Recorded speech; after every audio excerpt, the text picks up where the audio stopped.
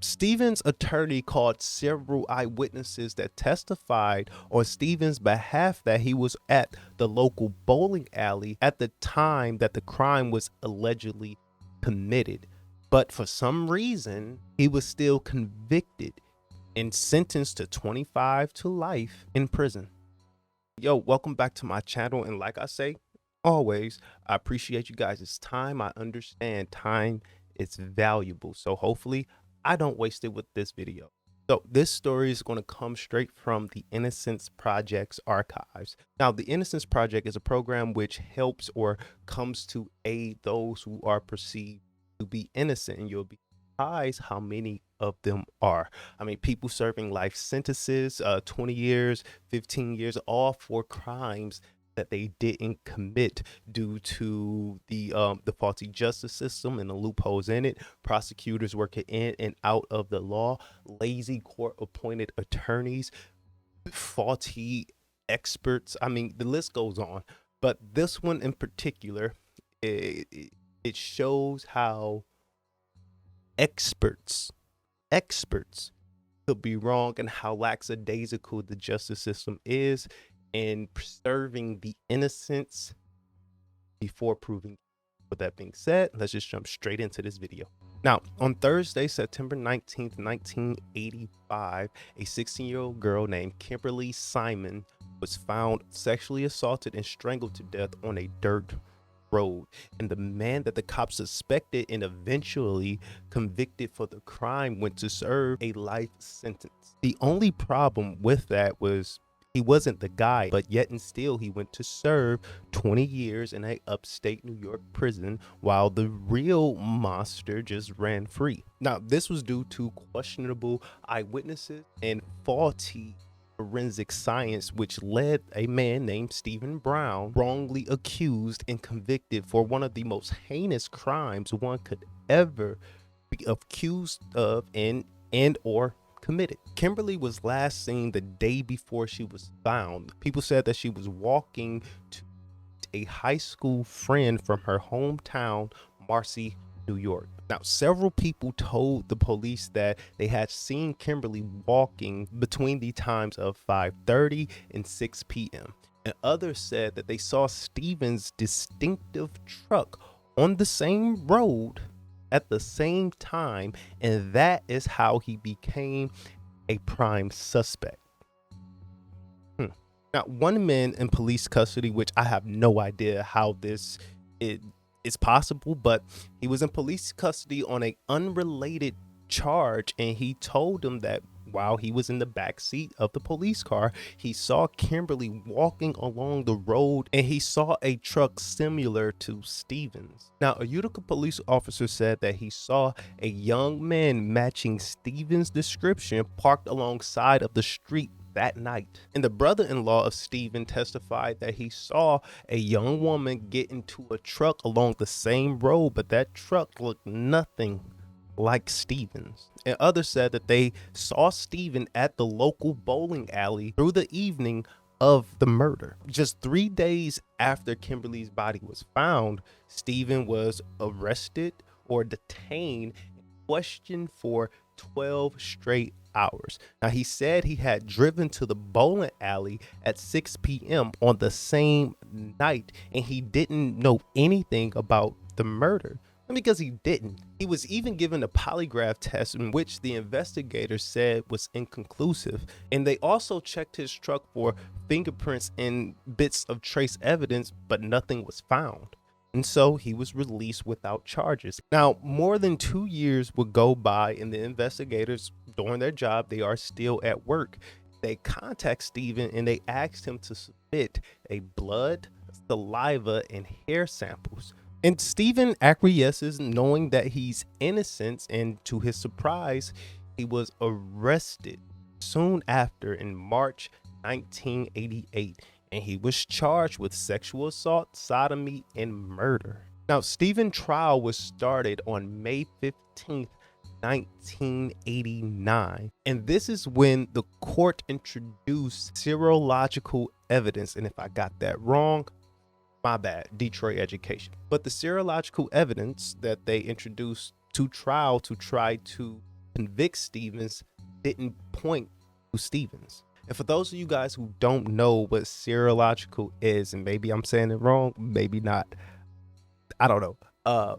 It's just a fancy word that means the scientific study of blood serum. A criminalist with the Kentucky State Forensic Lab testified that they found semen on Kimberly's underwear and on swabs taken from her body, and that evidence was part of the serological testing that was conducted. And the results matched Kimberly's blood type, but were inconclusive on Stevens, who was effectively a non-secretor, which just means that his body doesn't produce bodily fluids like semen, saliva, and sweat. So first, the criminalist testified that she conducted a photographic overlay of fabric from the victim's jeans, from Kimberly's jeans, to the imprint on Barnes' truck and determined that those two patterns were similar. And second, the criminalist testified that two hairs collected from Stevens' truck were microscopically similar to Kimberly's hair, but neither one of them matched Stevens. The criminalist added that no hairs similar to Stevens was found on Kimberly. Finally, the lab compared dirt samples taken from Stevens' truck to the dirt samples taken from the crime scene a year later from the murder, and that criminalist testified that they had similar characteristics. Now, altogether, there were 3 forms of unvalidated forensic science used to convict this man of a crime he didn't commit. If that wasn't bad enough, a jailhouse informant named Robert Stolo, serving time for forgery and larceny, testified that Barnes confessed to him while in jail awaiting trial for more than 2 years after the crime. Stolo claims that he met Stevens at the jail and they were in the same cell block for about a week, but the prison records showed that Stolo was housed several cells away from Steven that week, and when Steven was asked about this, he just really couldn't remember when or where this conversation had taken place, but he knew he had it. And Stolo also testified that he didn't really expect to get a lighter sentence for his testimony, and that he was only receiving a year sentence for his larceny and forgery crimes. Another forensic analyst testified that no fingerprints collected from Stevens' truck matched Kimberly's fingerprints, and that the tracks from the crime scene compared to Stevens' truck tires didn't match. Stevens' attorney called several eyewitnesses that testified on Stevens' behalf that he was at the local bowling alley at the time that the crime was allegedly committed. But for some reason, he was still convicted and sentenced to 25 to life in prison.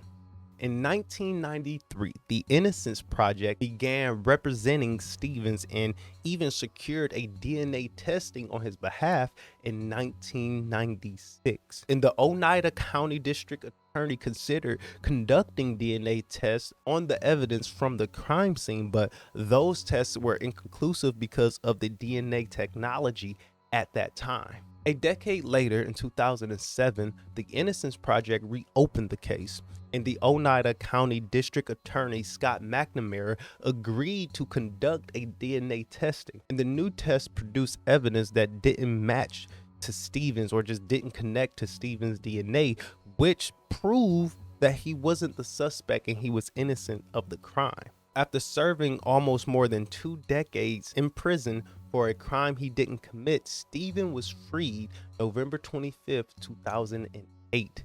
In the first weeks of 2009, the prosecutors announced that they were dropping all charges, and on January 9th, 2009, Steven's exoneration was finalized.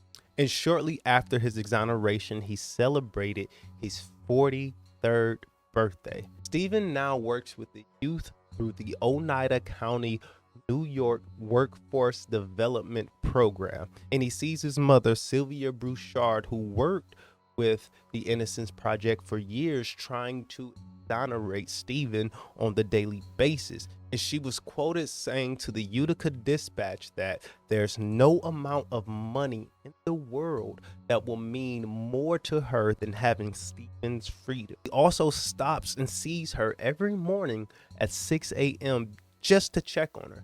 He also says that when her son walks through the door, there is no price that she could put on that. And in 2011, Steven was awarded, or Steven won, a settlement of $3.5 million for the wrongful conviction. But that's all I got for this video. Let me know what you guys think in the comments. Anything helps. Anything helps this YouTube algorithm. And if you guys are still here and you like or love this sort of storytelling, then like, comment, subscribe, and come right back here, because I got a lot more. Like I said, those things really do help out a lot. You know, I got kids. That being said, stay safe. I'm out. Yeah.